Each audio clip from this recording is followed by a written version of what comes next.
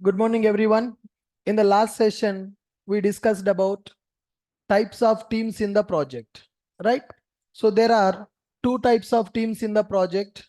One is called onshore team. Another one is called offshore team. What is the meaning of onshore team, guys?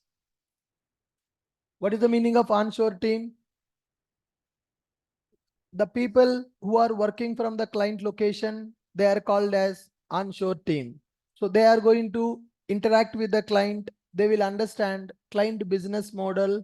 They will collect the requirements. They will prepare the documents. They will prepare FDD, BRD, and they will give the document to the offshore people. Offshore team members will do development, testing, and deployment also.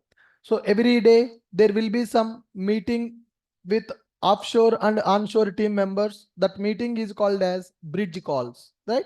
In the bridge calls, whatever the doubts we have on the requirement, we are going to discuss with them.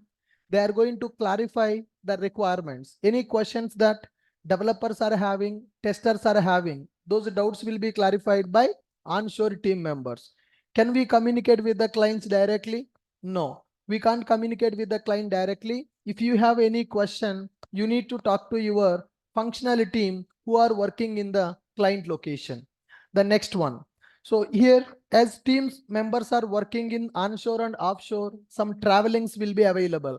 The people from client location will come to offshore to explain the requirement. Offshore people will go to the client location to understand the requirement. So if your client is in the US, directly we can't go to the US, some visa is required. So yesterday we discussed about different types of visas are available to go for US, right? Then next one, we started our discussion related to why we need to join for this project course, what we are going to learn as part of this project course. To understand this project, you need to have the knowledge on all the Java technologies like core Java, advanced Java, JDBC, Servlet, REST APIs, Spring Boot, Microservices, database, web development. Sir, already we have learned all those technologies in the Java. Then why we need to join for this project? You know the concept, but you don't know how to use that concept and where to use that concept in the project. Okay. So for that reason, we are going to develop this project. Here, we are going to understand how developers will work in the real environment, how the infrastructure will be available for the project, what type of servers will be available, how the application deployment will happen, where our database will be available, how our application will communicate with the cloud database, how to run our application with the cloud infrastructure, how to deliver our project to the client, how do we develop backend and front end separately with microservices architecture, how we are going to integrate that front end and back end, and as part of the development, what are the tools that we are going to use in the project. Okay, it's not just Java code we are going to write to complete the project. Along with the coding, we need to perform some operations also on the project. For that, we are going to use some tools. Those tools are called DevOps tools. And the most important part, we need to understand real-time use cases, what type of requirements we are going to get in the real time. Project domain can be anything.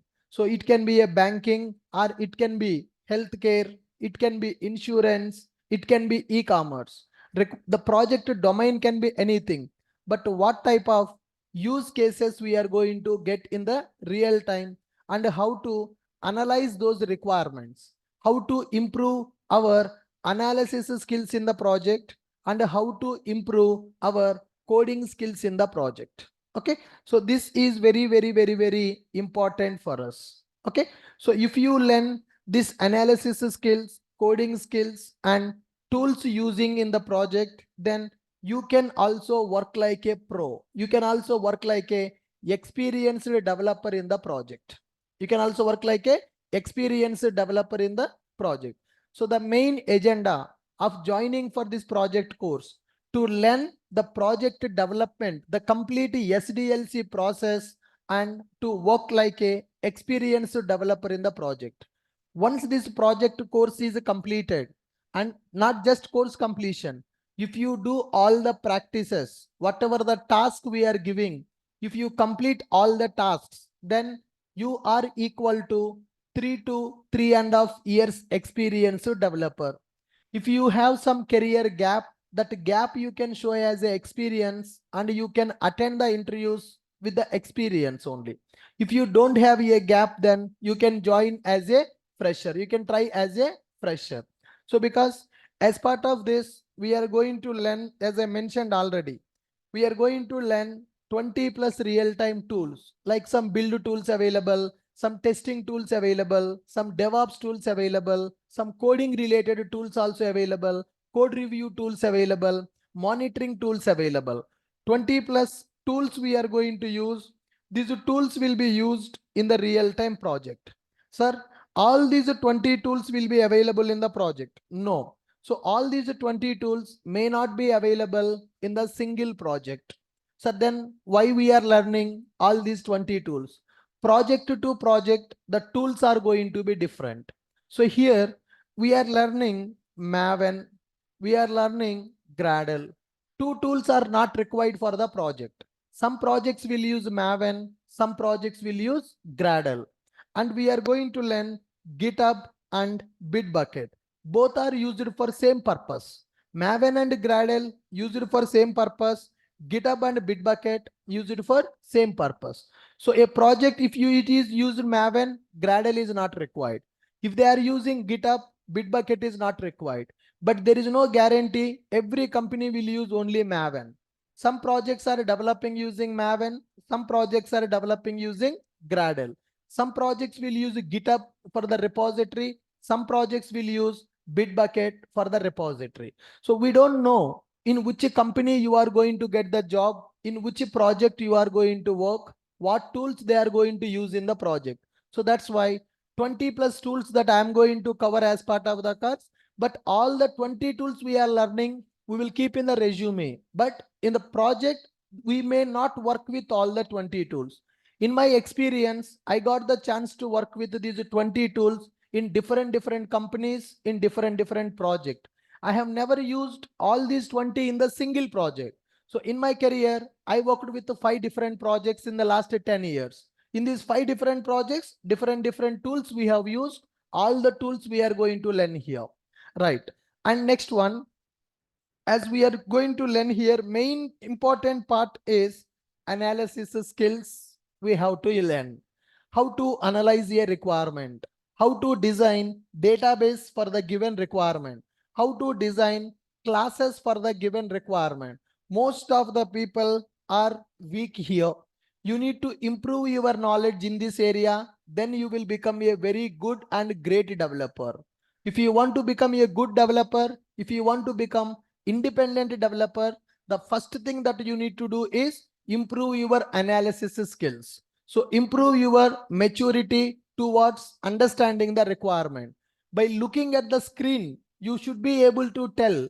By looking at the screen, you should be able to tell what type of tables are required and what type of classes are required. So let me show you one simple example here.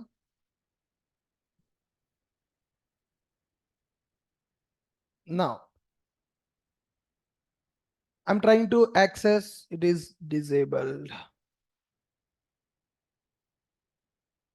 I think this URL is not working now.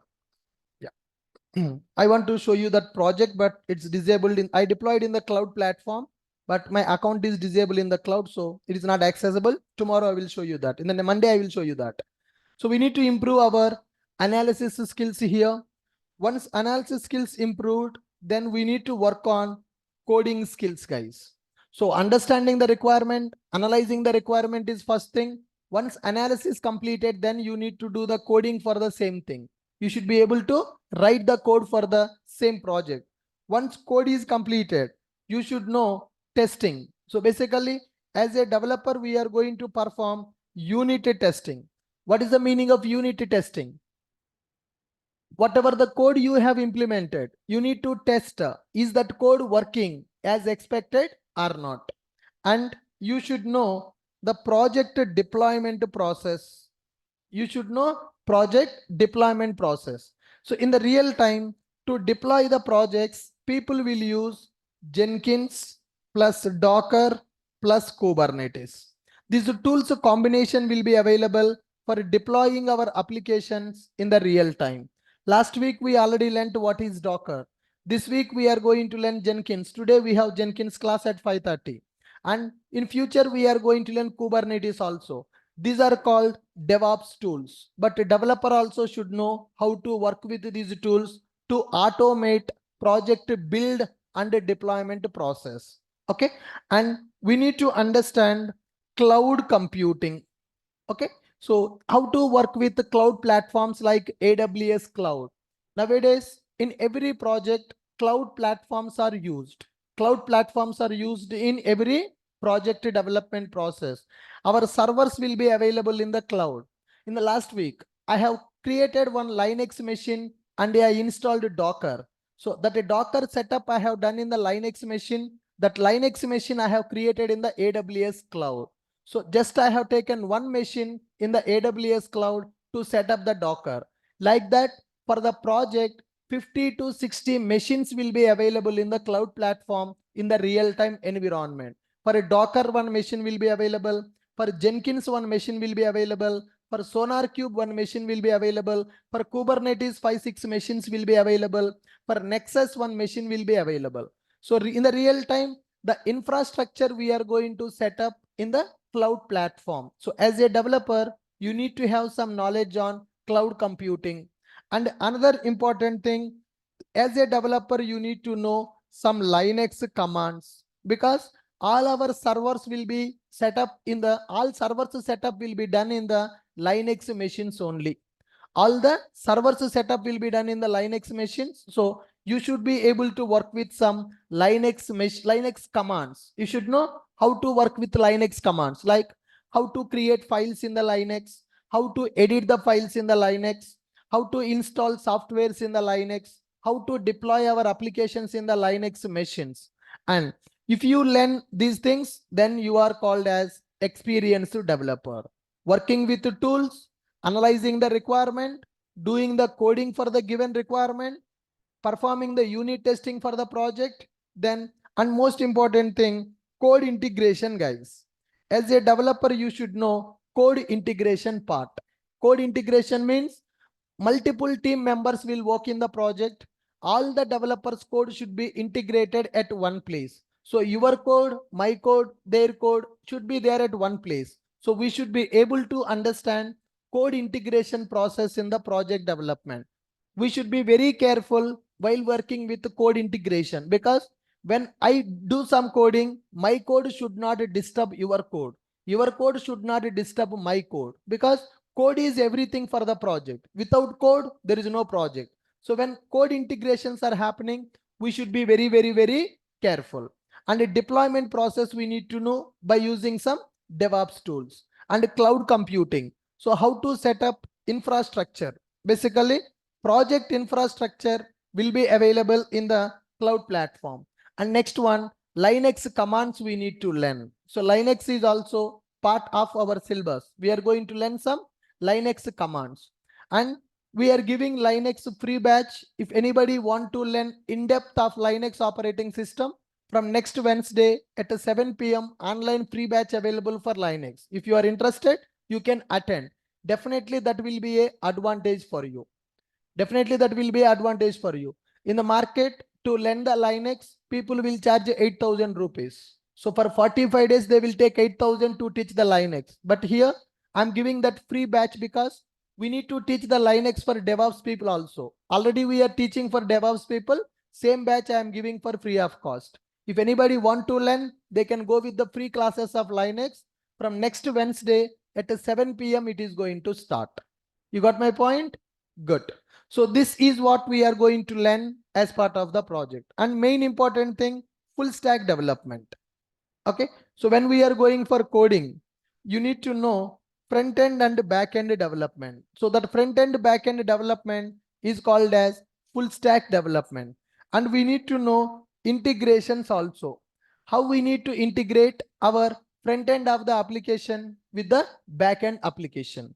Front end integration with the back end integrations that we need to understand. Look at these things. What we are going to learn as part of this 3 months of duration. You are going to learn tools, you are going to learn analysis, you are going to learn coding, you are going to learn full stack development, you are going to learn integrations, and you will learn unit testing, code integration, deployment process, cloud computing, Linux commands. This knowledge is required to work in the real environment. If you want to work in the real project, then this knowledge is required. So as part of the project, we are going to learn this. In the regular courses, these topics will not be available. It is separate project development course. You know already Java. Along with that, some real-time environment is required for you to get the full clarity of the project development process. With that, you can show your skill as an experience. Good. Fine. Coming to tools. Sir, in the real environment, what type of tools will be available and what is the purpose of those tools in the project? Okay. Tools that are required for Java developer. So when you are working in the company as a Java developer, what type of tools we are going to use? Those tools which we are using in the real project environment, those tools are called as real-time tools. Those tools are called as real-time tools. The first thing we are going to use Maven or Gradle. We are going to use Maven or Gradle. What is the purpose of this Maven and Gradle? Maven and Gradle are called as build tools. Maven and Gradle are called build tools. These build tools are used to automate project build process. Okay, Maven and Gradle are called as build tools. Those tools are used to automate project build process. They're used to automate project build process. Sir, what is the meaning of build process? They are going to download the dependencies. Okay, whatever the libraries are required for our project, they are going to download the libraries. Okay, and they are going to compile our project, and they are going to execute test cases of our application, package our application. So this process will be automated by using a build tool in the project. So when I create a project, I need some libraries for my project. I need some jars for my project. Okay, and I need to compile my project, and I need to execute test cases for my project, and I need to package my application. So if your application is a normal Java application, we are going to package that as a jar file. If your application is a web application, we are going to package that application as a WAR file. Either jar file is required or WAR file is required, right? So we are going to automate the project build process. For that, we will use Maven or Gradle. Maven will be used only for the Java projects, whereas Gradle will support for other languages also. Maven, pure Java software that will be used only for the Java projects. Gradle can be used for other projects also. You got my point? So what is the purpose of Maven and Gradle in the project? Maven and Gradle are called as build tools. What is the purpose of build tools? They are used to automate project build process. By using them, we can download libraries. By using them, we can compile the project. We can execute test cases of the project, and we can package our project as a jar file or WAR file by using these build tools. Then next one, version control, source code repository tools. So some people will use GitHub and some people will use Bitbucket. So GitHub or Bitbucket tools will be available. Those are called as source code repository servers. GitHub or Bitbucket are called as source code repository servers. These tools are used for code integration. So in a project, multiple developers will be available.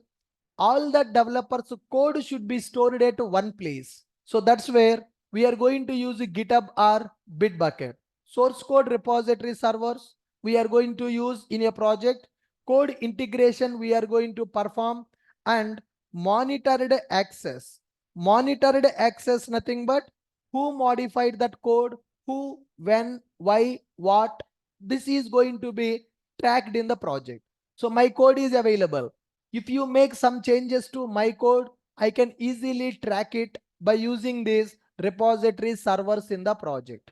All the developers code will be integrated in the repository server. The repository server will be monitoring each and every activity. Who is making the changes in the code, when they made the change, what they change, why they change. Everything will be tracked in the GitHub or Bitbucket. Okay. The next one, code review softwares will be available. So there will be a software, there is a tool which is SonarQube. SonarQube tool is used for code review. Code review. So what this will do, identify developers mistakes, identify developers mistakes in the code. So when you are writing the code, you may do some mistakes in the code, like you are writing some duplicate code in the project. Your code is having a chance to get the null pointer exception. In your classes, some packages you imported but you are not using them. You have written a method with a lot of complex logic. It's not recommended. Your method is having 20 parameters, which is not recommended. Your constructor is having 30 parameters, which is not recommended. Your class is having 5,000 lines of code, which is not recommended.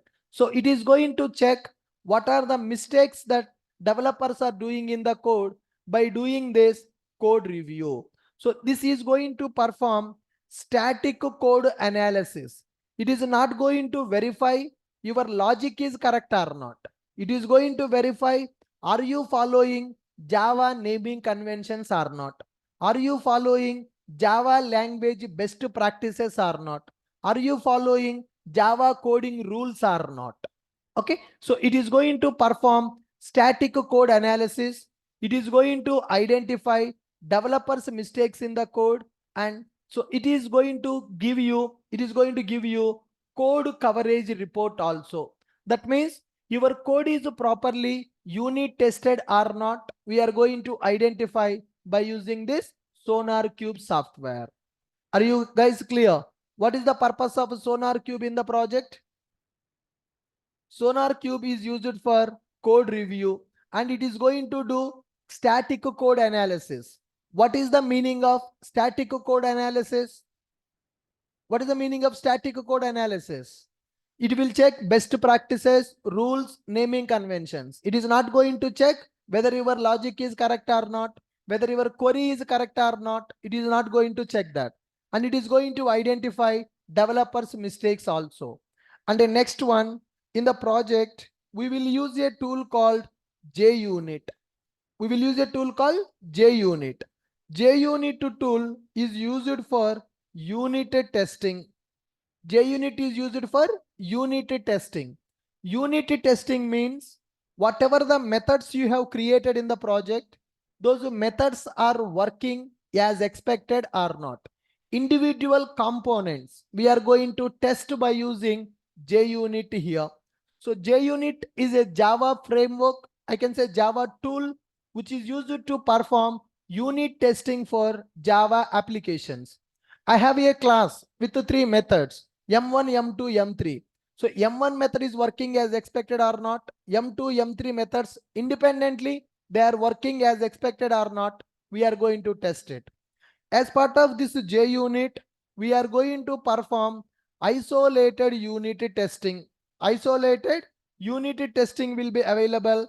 To perform isolated unit testings, we are going to use some mock frameworks like PowerMock, Mockito, like that. Some mock frameworks will be available in order to perform unit testing for our application.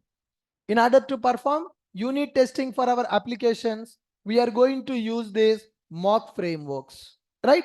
JUnit with a mocking. Generally, we are going to use JUnit with a mocking. Unit testing by using mock objects. Sir, what is isolated unit testing? What is mocking? That we will discuss in the JUnit concept, right? For now, remember that as a developer, we need to perform unit testing for our application. To perform that unit testing, we are going to use JUnit and Mockito. And the next one, in a project, we are going to use a tool called Log4j. A tool will be available with a name called Log4j. Log4j or Logback or Log4j, Logback or Logstash is available. These are used to implement logging in the application. So when our application is developing, as part of our application, we need to implement logging. To implement logging in the project, we are going to use these logging frameworks. Logging frameworks. What are the logging frameworks available? Log4j, Logback, Logstash frameworks available. Why we need to implement logging in our application?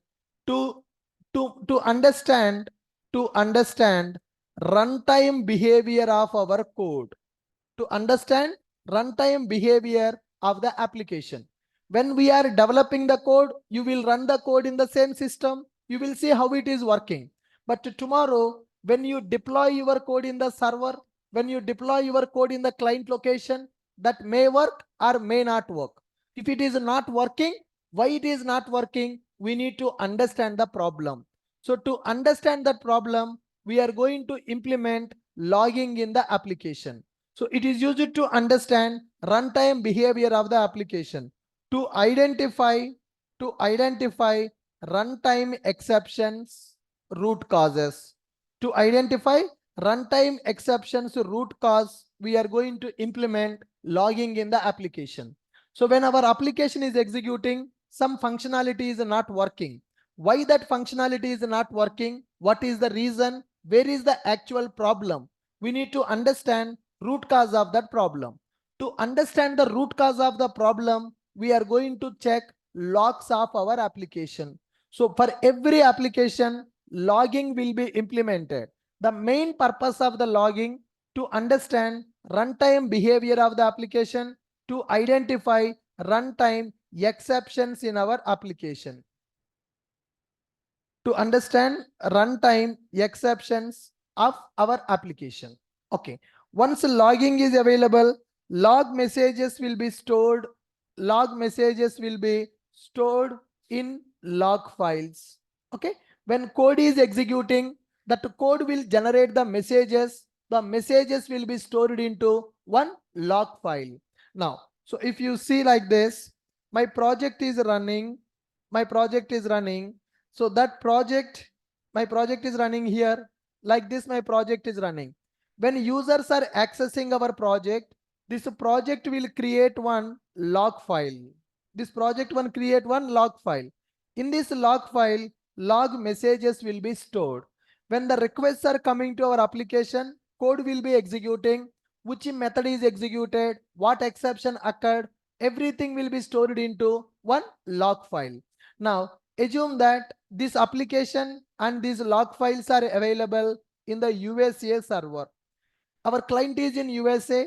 In the client office, we have configured our servers. So in that server, my log file is created.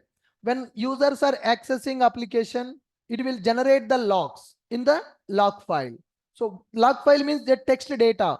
User controller executed, login method is executed, login method success or login method failure. So the information will be stored into log file. But where is this log file now? Log file is in the US. So today we got a bug from the client. He's saying that my customers are not able to log in the application, but the developers are available in the Hyderabad. So can we go to US to see what is the data in the log file?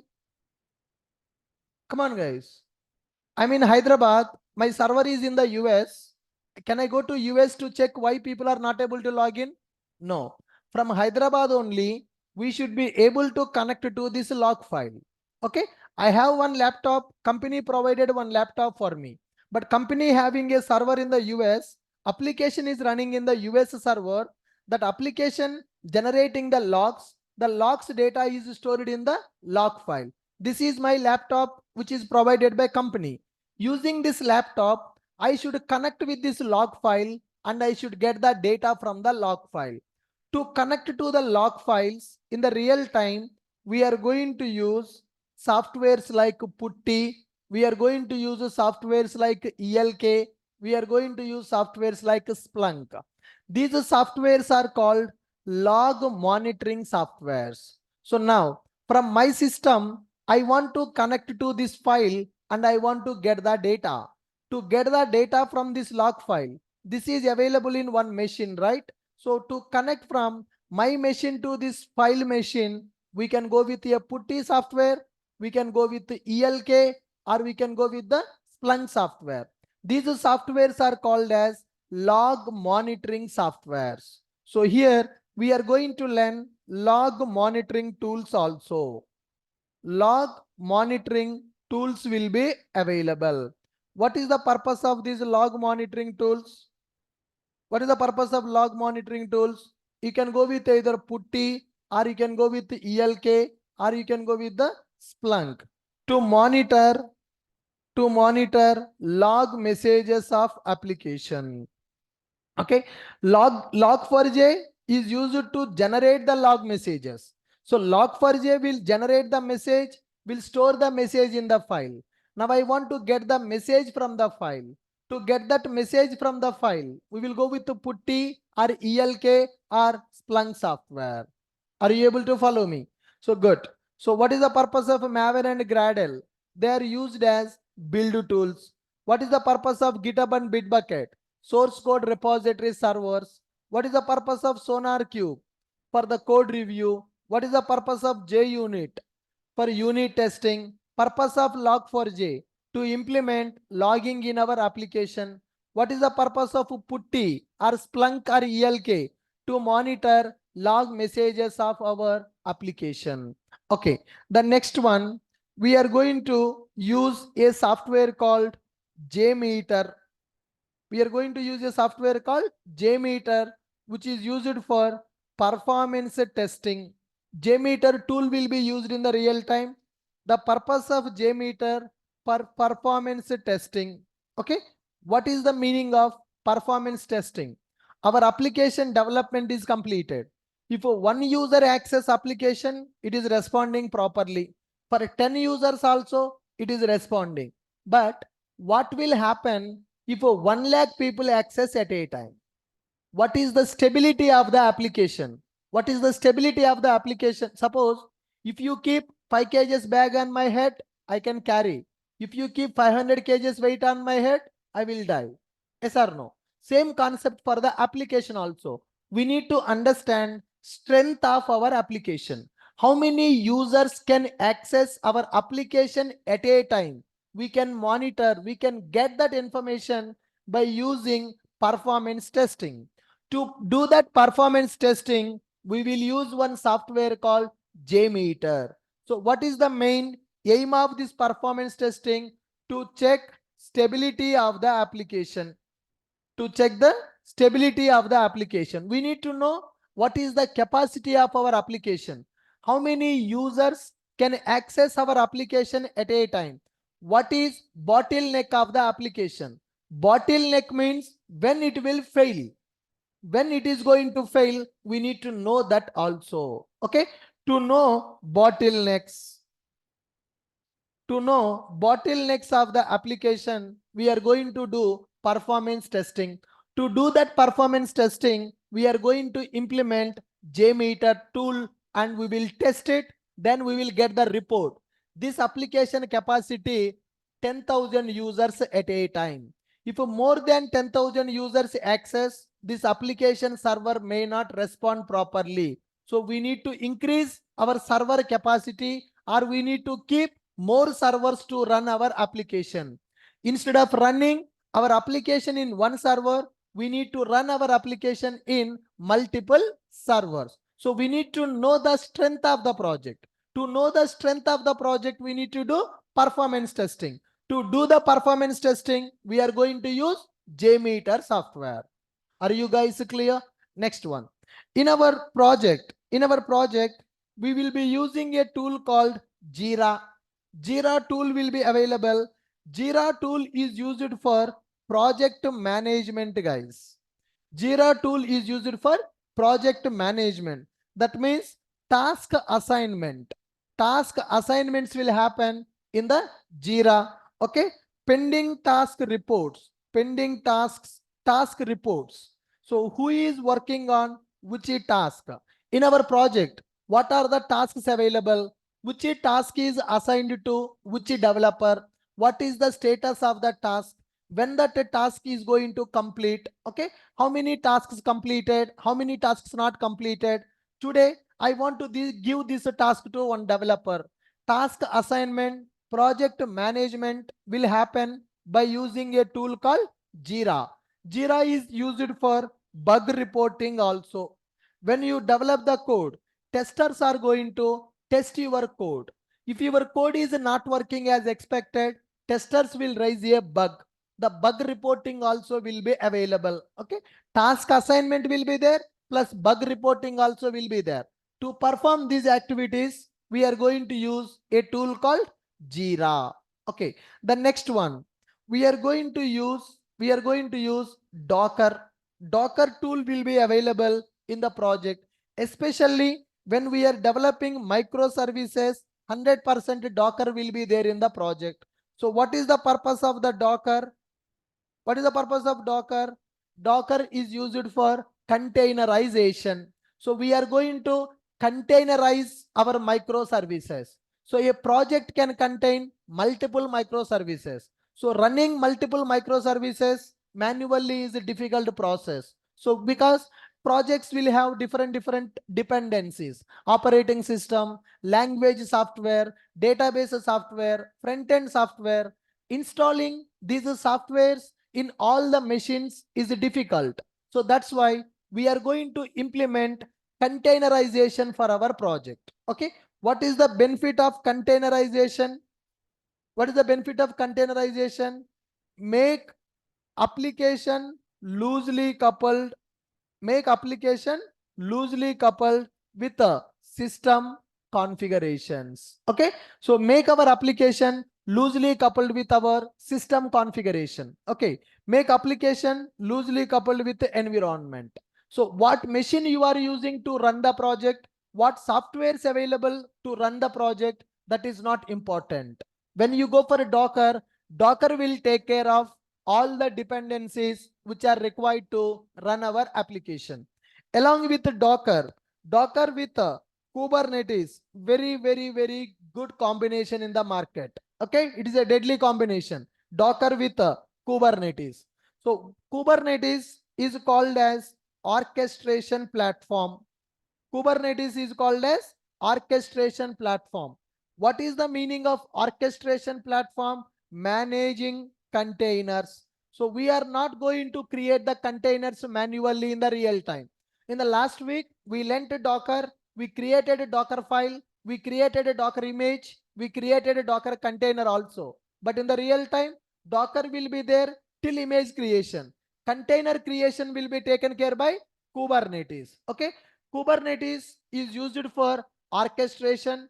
Kubernetes is going to manage containers. Kubernetes is going to implement load balancing for containers. So we are not going to run our application in the single container in the real time. Our application will be executed in the multiple containers. Application will be executed in the multiple containers. When the application is executing in the multiple containers, load balancing is required. That load balancing will be taken care by Kubernetes with the containers. Docker is called containerization platform. Kubernetes is called as orchestration platform. Docker is called containerization platform. Kubernetes is called orchestration platform. Along with these things, we are going to use one more tool which is called Jenkins. Jenkins is called as CI/CD server. Jenkins is called as a CI/CD server. CI means continuous integration. CD means continuous deployment. So that means when you modify some code in the project, automatically your code should be deployed in the server. So that manually we are deploying the code now. We are downloading the code from the GitHub. We are compiling the code by using Maven. we are packaging that, and we are creating Docker image, we are creating Docker containers. This is a manual process, but in the real time, automation will be available to automate build and deployment process. So by using Jenkins, we are going to automate project build and deployment process. That means once you make some code changes in the Git repository, automatically my Jenkins job is going to execute. It will deploy latest code in the server. So if you just to do the button click, the code deployment will be completed. It will create the images, it will package, and it will create the containers also. Today we are going to see what is that CI/CD by using Jenkins. Don't miss that class. Evening at 5:30 p.m. Online people, today we have Jenkins class at 5:30 p.m. Don't miss that class. I'm not going to explain once again in the course. Today we are going to spend 2 to 2.5 hours time to work with the Jenkins software. Good. So tell me, what is the difference between Docker and Kubernetes?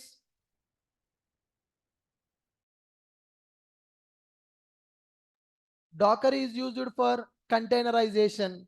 It is going to make our application loosely coupled with the environment. What is the purpose of Kubernetes? It is used for orchestration. What is the purpose of Jenkins? CI/CD, continuous integration and continuous deployment will be available.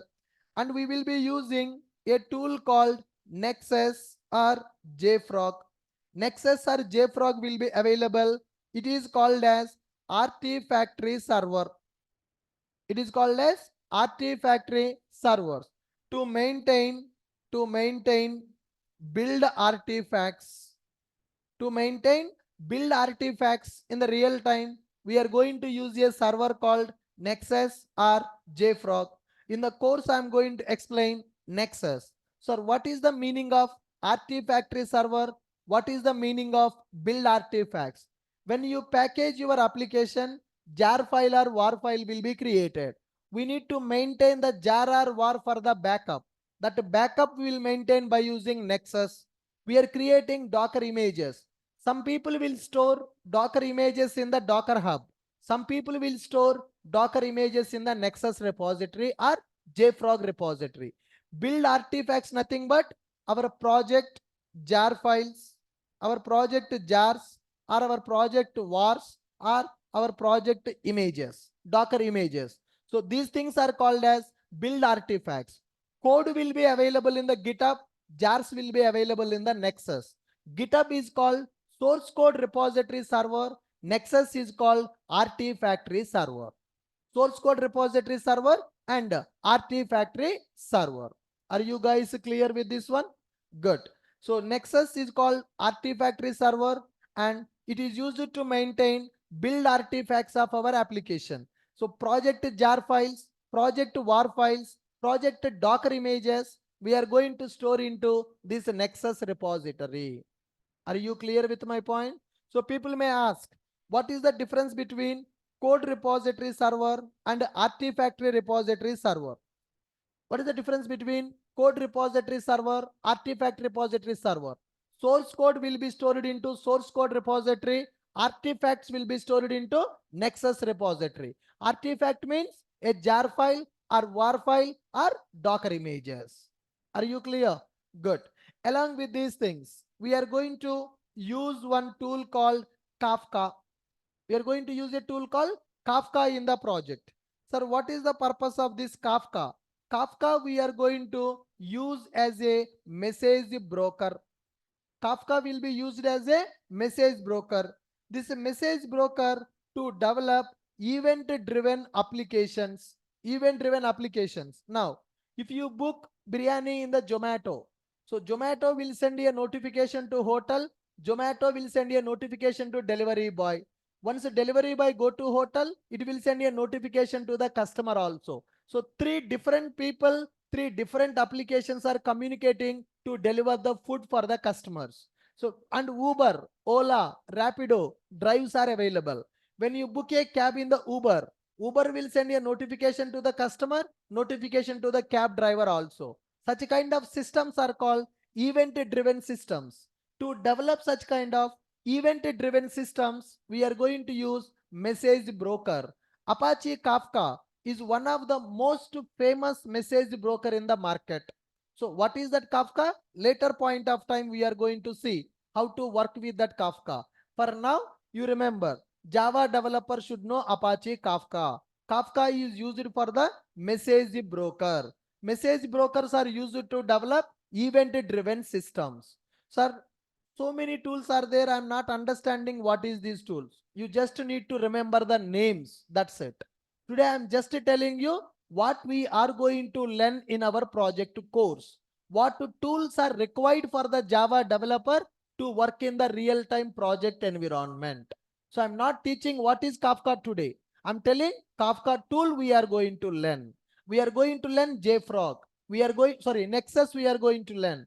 We are going to learn Jenkins. We are going to learn Docker. We are going to learn GitHub. We are going to learn Maven. We are going to learn Jira. These tools are very important for every developer. Got it? Along with this, Kafka, we are going to use another tool called Redis. We are going to use another tool called Redis. Redis is a cache platform. Redis is a cache platform.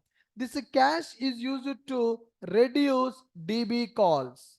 In our application, database will be available. In the database, data will be available. Application should communicate with the database to get the data. Application should communicate with the database to get the data. So when we are making so many database calls, performance will be decreased in our application. To improve the performance of the application, we need to reduce the database calls.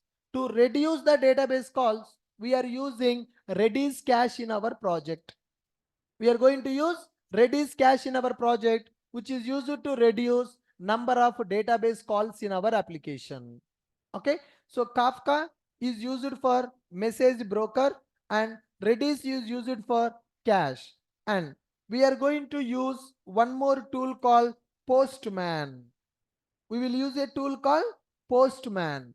Postman is a tool which is used for API testing. Postman is used for API testing. API testing means REST APIs will be developed. Backend application is a REST API which will have only business logic. Front end will not be available. So when there is no front end, how to test that API? To test those APIs, we are using a tool called Postman. Postman is used for API testing. Postman is used for API testing. And similarly, we are going to learn one more tool which is called Swagger. We are going to learn a tool called Swagger. Swagger is used for documentation. Whatever the REST API we are developing, for the REST APIs, we need to generate documentation. We need to generate the documentation for the REST APIs. So to generate the documentation for the REST APIs, we are going to use a tool called Swagger. Swagger tool we are going to discuss. What is the difference between Postman and Swagger? What is the difference between Postman and Swagger? Postman is used for API testing and Swagger is used for documentation. Okay, next one. We are going to learn a tool called Apache Poi. We are going to learn a tool called Apache Poi. Apache Poi tool is used to generate Excel files. To generate Excel files, to read or write Excel file. My project having some data. I want to download the data in the Excel format. When you go to your net banking, bank statement you can download in the Excel format, in the PDF format. So I want to see last 1 month transactions in my bank account. I want to download that data as a Excel. So Java application cannot communicate with the Excel directly. We will use Apache Poi API as a mediator. Java application will communicate with the Apache Poi API, and by using that Apache Poi API, we can write the data to the Excel, we can read the data from the Excel. So if you want to implement some reports in your application, then you need to go for Apache POI API. So by using this, you can read the Excel file, you can write the data to the Excel file. So my data is there in the database table. I want to generate that data in the Excel format. I have one Excel file. I want to load the Excel data into database table. So to read and write the data with the Excel files, we are going to use a tool called Apache POI. And we are going to learn one more thing, which is iText API. We are going to learn one more tool called iText API. iText API is used for generating PDF files. By using my application, I want to generate one PDF. Okay. To generate the PDF by using Java, we are going to use iText API. To generate Excel files by using Java, Apache POI API. Swagger for generating documentation. Postman for API testing. Look at this. iText to generate the PDF files, POI to generate Excel files, Swagger to generate documentation, Postman for API testing, Redis to implement cache in our application, Kafka to develop event-driven applications, Nexus to maintain build artifacts, Jenkins automate the build and deployment, Kubernetes orchestration platform, Docker containerization platform, Jira project management, JMeter performance testing, Putty and ELK and Splunk monitor log messages of application, Log4j to implement logging, JUnit for unit testing, SonarCube for code review, GitHub for source code integration, Maven for build process. Almost 20 plus tools we are going to learn. Direct we got 18, but here GitHub plus Bitbucket 19, Log4j. There are 3 frameworks are there in the log. Log monitoring. There are multiple tools available for the log monitoring. So 20 plus tools we are going to learn as part of this project, and all these tools are mandatory for the Java developers. So if you keep these tools in the resume, definitely those people will get surprised. With 3 years of experience, how you learnt all these tools? I did not learn these tools in 3 years of time. It took 10 years time for me to work with these tools. So I told you, this is not just a course. It is my experience. What I have learnt in my experience, I'm going to teach that here. So if you go to interview as a fresher by keeping all these tools, what they will think? They will get surprised. As a fresher, how you worked with all these tools? Because 3-4 years people, the people who are having 3-4 years experience also in the industry may not get the chance to work with all these tools. As I told you, in one project, these many tools may not be available. Some projects may have, but in every project, all these 20 tools may not be available. But as a developer, you should know these tools. Then only you are called real-time developer. So if you know only Spring Boot microservices, you are called as just Java developer. But if you know Spring Boot microservices along with this tool, real-time Spring Boot developer. Real-time developer means who works in the real project environment by using all these tools. Without using these tools, project development is very difficult. You got my point? Yep. Debugging, yes, we will see debugging also. Debugging is not a tool, it is a technique. Anything else that I missed here, guys? Working people? I think in this batch, some people are already doing jobs. Any other tools that you are using in the project apart from this as a Java developer?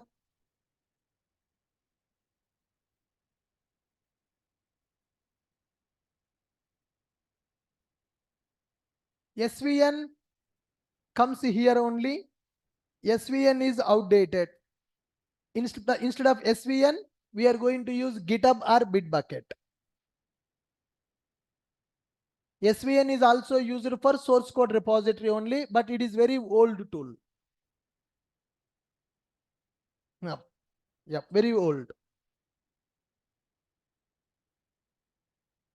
I stopped SVN from 09 JRTP. Initially, I used it to explain SVN also. I think my SVN videos also there in the YouTube channel. When I was teaching 09 JRTP, that time I used it to explain SVN tool also. But now I'm not teaching that SVN tool. Yeah, SVN Ashok IT.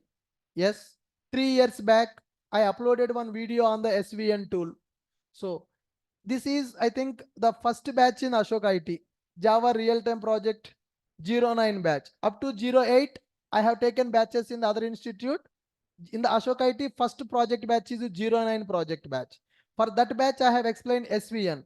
What is version control? What is SVN? How people will connect to the SVN? The video is there, but no use. The reason? It is old, outdated. What is alternate for the SVN now? GitHub and Bitbucket are the alternates for the SVN. If anyone want to learn SVN, they can go through the video.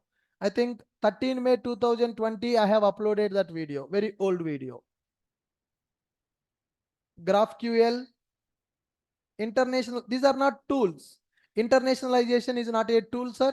It is just a concept which is support for multiple languages. What is the meaning of supporting for multiple languages? Google is available. Currently, I'm getting Google in the English. If I click on Hindi, it will convert into Hindi language. If I go for some Marathi, it is converted to Marathi language. This is called internationalization. Our application should support for multiple languages. Then it is called internationalization. Good. I18N. Basically, it is called I18N. Internationalization. Between I and N, 18 characters available. That's why it is called I18N. So your project should support for multiple languages so that people across the globe can access our business. Okay. If you go to China, Chinese will not read the project in the English. They will choose the Chinese language. If you go for Japan, they will use a Japanese language. Okay. So country to country, the language is going to be different. Even in one country also multiple languages available. I'm comfortable with English. Somebody comfortable with Telugu. Somebody comfortable with Hindi. So according to their mother tongue, they will select the language and they will use the application. So you need to develop a application which is supports for multiple languages. That is called language translation. So to implement that language translation, I18N concept will be used in the project.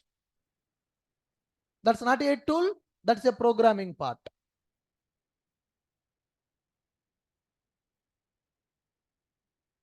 Rally is outdated. People are using Jira. Kubana or Kibana? Muhammad, it's Kibana, I think so, right? Kibana, we are already covering here. When I mentioned log monitoring with ELK, ELK stands for Elasticsearch, Logstash, Kibana, which is used for log monitoring purpose. Kibana is used for log monitoring. Okay, Kibana, yes, Kibana is part of our syllabus, ELK stack. In the ELK, E stands for Elasticsearch, L stands for Logstash, K stands for Kibana. Jacoco. Jacoco is used for code coverage, guys. When we are doing unit testing for our application, Jacoco will be available for code coverage. But you no need to use Jacoco separately when we are using SonarQube. SonarQube will identify developer mistakes, display code coverage also. If you are using SonarQube to perform the code review of your application, Jacoco is not required. So whatever the Jacoco is doing, SonarQube also will do the same thing. Ismonia for API testing. I don't know Isomonia. No. Camunda. I don't know what is that Camunda. Apache Ant. Apache Ant is outdated. Apache Ant is a build tool. So earlier people used to work with Apache Ant. So after Ant, Maven came. Now Gradle is trending in the market. Okay, Ant is comes under build tool only, but when we compare Ant Maven, Maven is having more advantages than Ant. Ant is outdated. Yep. Any other tools? Any other tools? Anyone? GIS? What is GIS, man? I don't know that.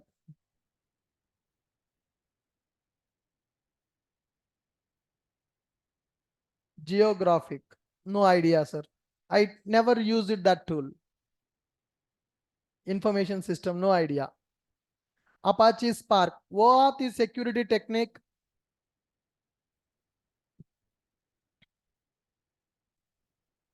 Which IDE we are going to use? We will use ToolSuite and IntelliJ IDE. Both IDEs we are going to use. All right. So mostly these are the tools that every project will be using. Not all, but some. But most of the projects are going to use these tools as part of our Java applications development. Getting my point? Good. So these are the 20 tools that we are going to learn as part of the project training. So from Monday onwards, we are going to start, not from Monday, actually from today only. Today, the Jenkins is going to start evening at 5:30. So Monday, we are going to work with Maven. Maven we are going to use as a build tool. Maven we will use as a build tool. Perfect. Any questions, anyone? Anybody having any questions? Online students?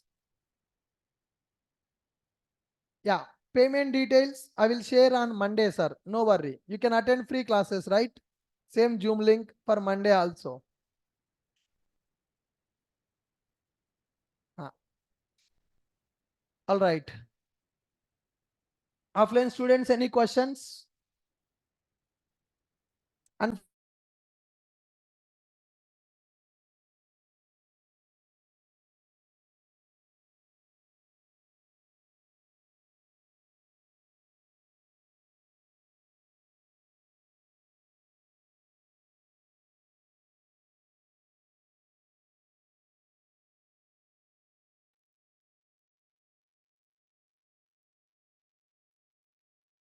good. What softwares, guys? Here people are getting doubt. Sir, how to install all these softwares in our system? You no need to worry about that, because every tool I'm going to explain from the scratch. This is zero to hero course.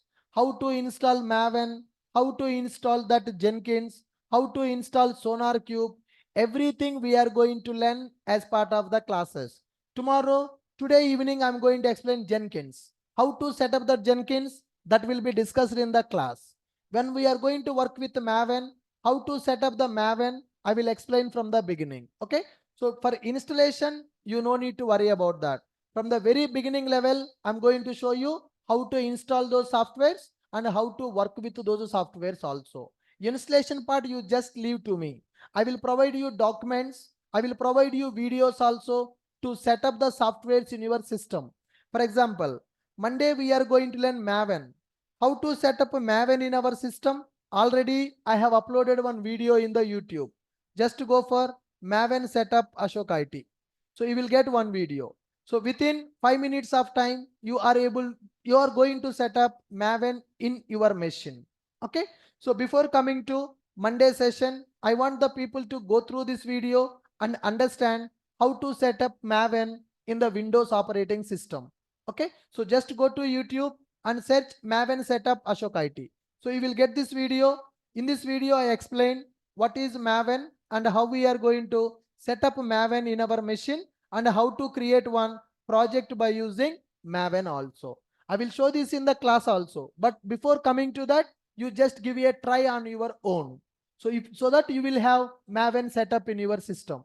So before, from Monday onwards, bring laptops also to the class. So whenever I'm installing the tool, parallelly you can install the tool along with me.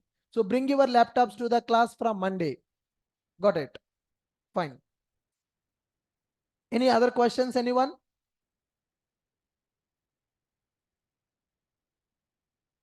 Lombok, project Lombok we are going to use. Okay. Yeah. Jenkins workshop. How to join Jenkins workshop? Yeah, let me see that free trainings here, workshops. Jenkins workshop is available here, guys. I'm giving this link. In this link, you can find out the Zoom link for joining Jenkins workshop today. So this is the Zoom link URL so that you can register for the Jenkins workshop. Integration with the social media. Yes, we are going to see GitHub integration with our application. Okay. Today workshop on Jenkins. Tomorrow Spring Boot integration with artificial intelligence and chat GPT. That is also very important workshop, guys. How to develop a Spring Boot application which will communicate with the chat GPT and artificial intelligence. So that will be taken care by Vijay sir. Jenkins class I'm going to take today. So the links available in Ashok IT website. Go to weekend workshops option. When you go to this website, on training schedule, weekend workshop option is available. When you click on this weekend workshop, you can see Jenkins Zoom link available. Spring Boot integration with the AI Zoom link is also available here. So you can join those workshops. Online people. For offline people, today Jenkins offline class also available. Tomorrow class is only online. Spring Boot integration with AI, it's completely online workshop. Jenkins classroom plus offline is available. Okay, good. Terraform, that is used to create infrastructure in the cloud, guys. Developers will not create the infrastructure. DevOps people will create the infrastructure in the cloud. For that, a Terraform tool will be available. Okay. Perfect, guys. So with this, I'm stopping for today. If you don't know Docker also, no problem. You can attend the Jenkins. No issue. Fine. Thank you. With this, I'm stopping. We'll meet in the evening 5:30 class. And 9:30 Spring Boot is also there. Thank you, guys.